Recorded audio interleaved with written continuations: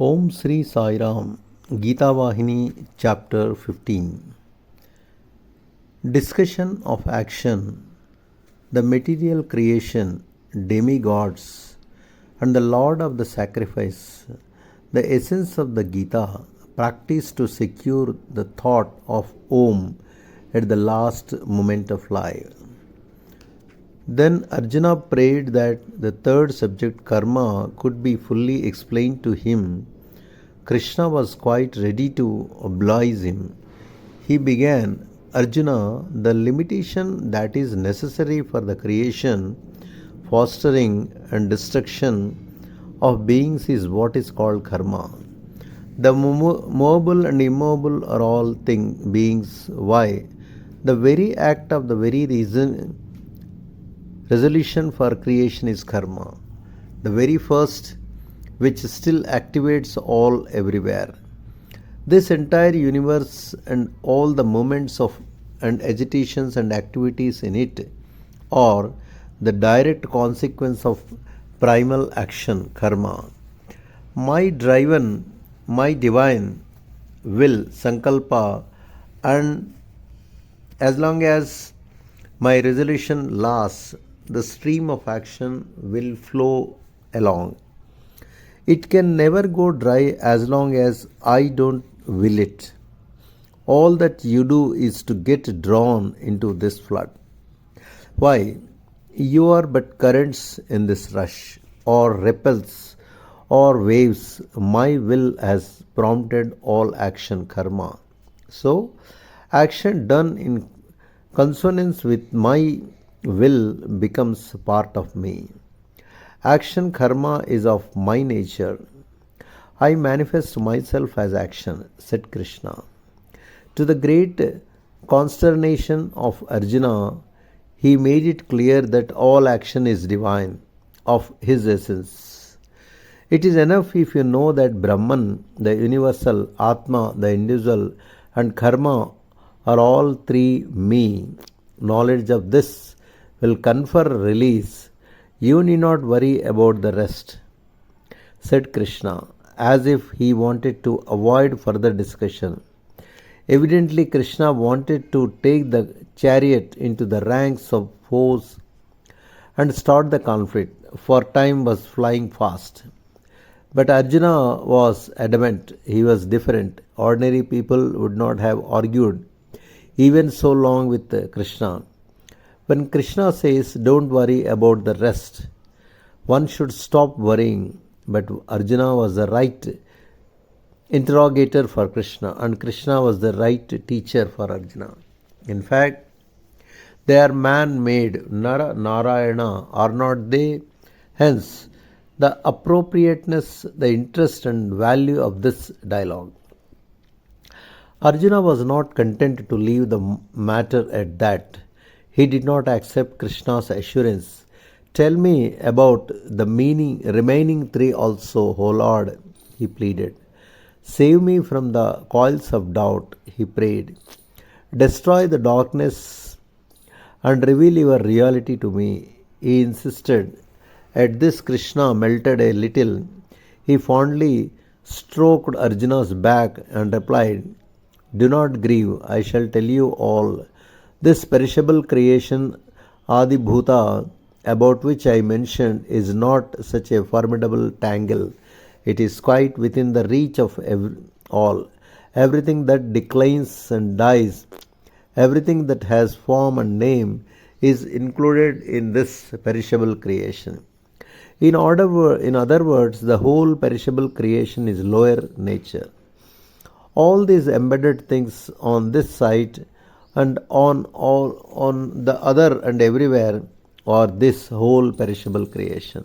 In spite of this, they are not different from me, said Krishna. Pausing meaningfully, he did not continue the exposition. The ways of the Lord are known only to him. No one else can make out their meaning or purpose. Trying to unravel them is a fruitless task. They are not different from me. At these words, Arjuna was petrified with surprise. His head became heavy with doubt. His intelligence was befogged, his conviction was shaken, doubts multiplied in his brain in frightening sequence. Why did he suffer like this? What was the reason for all this upset? After declaring, I am existence, knowledge, bliss, the truth, enmity, entity, I can, unaffected by death, decline, or destruction. Krishna made the devastating admission the that he was also the temporary, transitional, destructible body. This was the cause of all the confusion in Arjuna's brain. Anyone would be confounded by doubt at this conflicting statements. Krishna laughed as he saw Arjuna's plight. Since he had no intention of causing delay, and since he knew the source of Arjuna's dilemma, Krishna immediately set about resolving the doubt. Arjuna, why do you feel lost? You are confounded because I said I am the short lived body too. Are not you?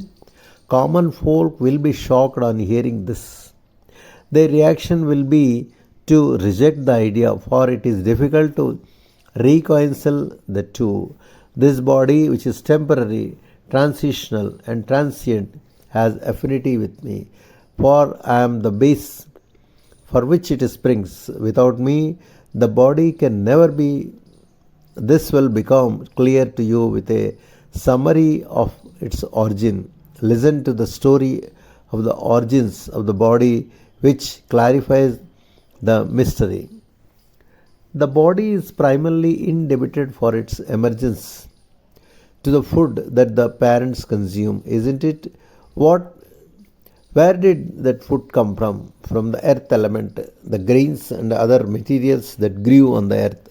And the earth, that earth element, it evolved from the water element. Tracing back, we find that the water element emerged from the fire element from air, the air from ether, akasa, and ether from the shadow, delusion, maya of Godhead. That shadow is merely my apparel. My apparel, which I willed and folded around me, became ether. The ether gets transformed into air. The air changed into the fire element into water. The water became earth. The earth grew grains of food. The food developed into the body. So it is clear, isn't it, that the body is also myself. Why doubt this? Therefore, I am also this perishable creation, Adi Bhuta, as much as I am. As I said before, Brahman, the individual soul, and karma, the cause is the same as the effect. I am the primal cause, so am all these effects. Also, I am the highest Atma, the rest all proceed from the divine, Adi Daiva. In every physical citadel or body, the divine personality named Hiranyagarbha is immanent. Just as the people are served by their senses, the Hiranyagarbha is served by demigods, Adidaivas, proceeding from the divine. What role do these demigods play? These deities serve the divine purpose. That is to say, Surya illumines the eye, the divinities of the quarters enhance the ear, and Indra motivates the hand. These and other presiding deities are the senses of Hiranyagarbha. However great a spiritual aspirant might be, whatever eminence they might have reached, they can attain the highest only through Hiranyagarbha. Hiranyagarbha is indeed the Godhead. There is no distinction between the two. Is this clear, Arjuna? I am as much demigod as I am the material creation. I am as much these two as I am Brahman, soul, and karma. They are all fully divine. Now for the next entity, the Lord of the selfless ritual sacrifice, Adi Yajna, that is also me, this entity consumes joy and grief, the results of the multifarious actions in which beings are engaged. I, the Lord of the sacrifice, am the recipient of sound, touch, sight, taste, and smell through the five senses in all beings. I am not only the entity responsible for action, I am also the entity for which that action is gone through, the recipient of the fruits. I am the benefactor as well as beneficiary.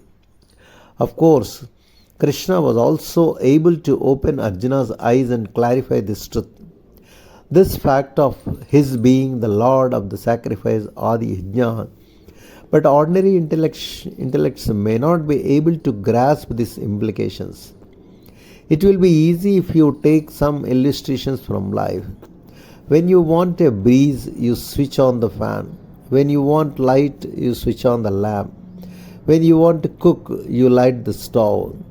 When you want to address a vast audience, you fix up a mic and loudspeakers and switch them on. Or if you require printing, you operate the press from a shawl, press with the shawl switch.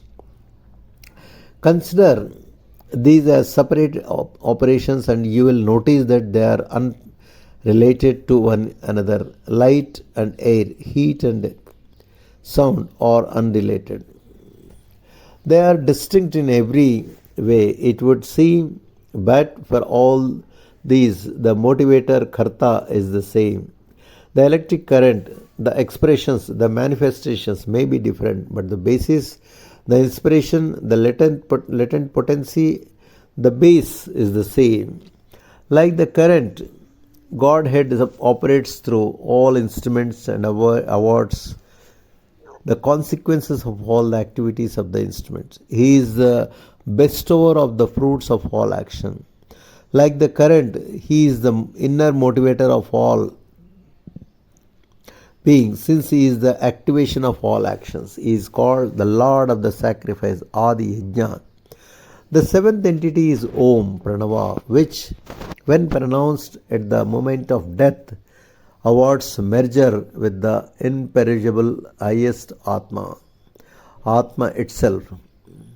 When Krishna said this, Arjuna immediately prayed to him to elaborate the point a little more so that he might grasp it clearly. Arjuna was only too glad to do so. The moment of death does not mean some future point of view. It means this very moment, any moment might turn to be the moment of death. So every moment is the last. Every moment must be filled with Om. The fate of a person effect after death is molded by the thought that predominates at the moment of death. The thought is the foundation on which the next birth is built. Whoever at that time remembers me attains my glory, reaches me in fact. So every action, every striving of this, his every spiritual exercise should be aimed at sanctifying that fateful moment. The years of life must be devoted to the discipline that will bring up at the moment the thought of the highest Atma or Om. What has to be discarded is the body. This physical case, what has to be end is the universal absolute Parabrahman. The body has your reality, Swarupa, indestructible, undiscardable, undying truth, and eternity, Mithyam. That reality is the entity called Atma or Ho, what is the same thing, the highest Atma. Since you are that, you cannot cast it off. Casting off the body is akin to the shifting from the house occupied for some time, and birth is your entry into the new house. These are but both physical acts which don't affect the Atma. Arjuna, Atma does not come in or go out. Those who toil in the falsehood or body consciousness, Deha Tattva, cannot have the Atma revealed to them. Body consciousness is like to decay and death. Therefore, more than the 6 items mentioned by me already, Om, which is such a potent instrument of liberation, has to be understood clearly. All the long years of life are to be utilized for this consumption. The mind being fixed on Om when the body is being cast off. You belch the flavor of the food you eat. Your last thought indicates the food you have fed on. Your progress is in accordance with your spiritual practices. Be always aware of the need to fix the mind on holy thoughts when the body is got rid of. That is to say, immerse yourself in holy thoughts every moment of your life. Arjuna inquired, O Lord, has one to strive for it from now on? If one wishes to get holy thoughts as the last moment of life, can we not get them at that moment, at that time itself? The Lord realized his doubt and replied, Your intelligence seems to have been blunted to a great deal. You hesitate to accept the need to develop holy thoughts from now on. O Arjuna, the mind has to be educated into the habit of through what is called the discipline of constant practice. The mind has to be trained to avoid other thoughts and concentrate only on the Lord. Only then can you reach the oversoul, the Supreme Spirit. Unless you systematically teach it and train it, it will not and cannot remember the Supreme Spirit at the moment of death. You might ask me why. Well, think of your own case. You are able to use these weapons of offense and defense in the battle that is imminent because you taught yourself the art of handling them many years ago, right? Could you have used them with confidence, without preparation, on the spur of a moment? Is it ever possible? The warrior will be called upon to wield weapons someday. So he is taught the art from childhood so that he may be ready for any emergency. Similarly, whatever else is a person may not meet during life, he is certain to meet with death. So, each time must be trained to have at least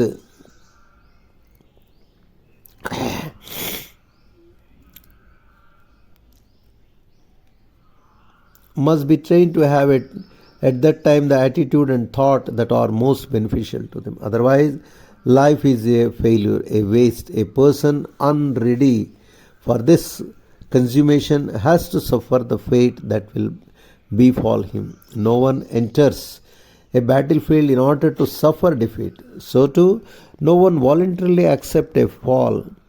People seek only progress. Would it not be wise, therefore, to strive for the end that is in your own best interest? Hence, everyone must take earnest steps to secure the thought of the 7th item, Om Pranava, at the last moment of life. Whoever dies in that thought attains me. Second, said Krishna. This is the entire essence of the Gita. For the goal of all actions to attain the acumen of progress, isn't it? That is the urge that makes people engage in prayers, in repetition of the name and in meditation, in ritual worship and spiritual exercises. All those who have placed faith in these have to remember the goal throughout. Krishna said that Om has to be remembered at the moment of death. Certain points require allocation, certain points require elucidation in connection with this, for there are many who argue that Om can be repeated only by a few and that others are not entitled to it. This is wrong. This false conclusion has been arrived at because they don't know there is a truth. It springs from a mistaken belief. The Gita does not mention this group or that group. Krishna declares whoever, without any qualifying words or limiting it to one class or sex. He does not even say who deserves or who does not deserve, who is authorized and who is unauthorized. He says only that for meditation, mere calling it to memory is of no use. Some preliminary discipline had to be gone through, like the control of the senses and concentration of the mind. For when the mind is flittering from one fancy to another, how can the production of Om by the vocal organs be of any beneficial? The sound will not help the attainment of liberation. Senses have to be curved, thoughts have to be one pointed, the glory has to be apprehended. That is why the Lord advised that from birth to death you must be engaged in the search for truth. Instead, if you postpone spiritual discipline until the last moment, you will be like the student who turns over the pages of the textbook for the first time just because entering the examination hall. If the student feels that he has before him one full year and neglects to learn from the teacher, lecture notes and books, how can anything enter the brain that very morning? It will only add to the student's despair. The student can be pronounced proficient only in indolence. No tree will yield fruit the moment you plant the seedling in your backward. For the tree to reach that stage, you have to foster it with care over a long period of time. Don't you? Similarly, whatever result you stick, you have to follow carefully the preparatory disciplines without break. No one can acquire the fruit without vigilance and steadfastness. Spiritual aspirants must be always aware of this. The yearning must be directed away from how to be born toward.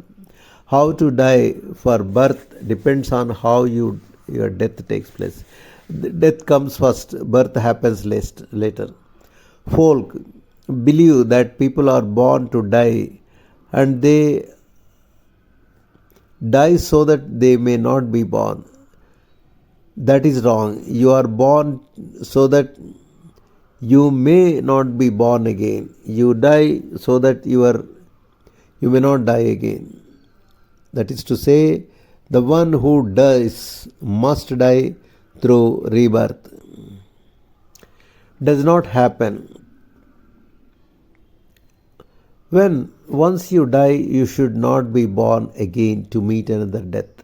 Death is inevitable. If you are born, so avoid birth and thus avoid death.